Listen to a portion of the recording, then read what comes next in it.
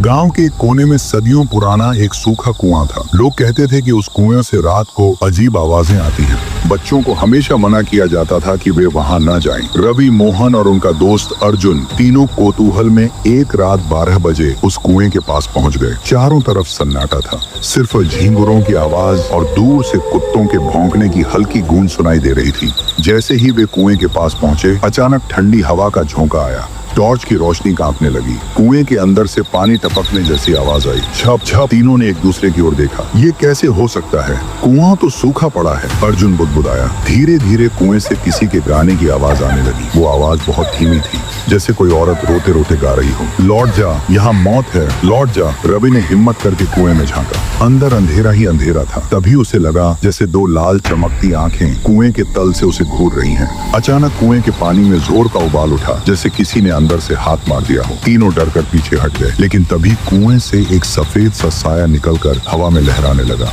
उसके बाल बिखरे हुए, चेहरा खून से लथपथ और आंखें खाली गड्ढों जैसी थी। उसने लंबी आवाज में चीखा, तुमने मेरी नींद क्यों तोड़ी? अब कोई वापस नहीं जाएगा। चारों तरफ और भी साए प्रकट होने लगे। जमीन कांपने लगी, हवाएं तेज चलने लगी। मोहन चिल्लाया, भागो। वे तीनों गांव की ओर दौड़ पड़े, मगर जितना भागते रास्ता उतना लंबा होता गया। चारों तरफ बस वही कुआं दिखाई देता रहा।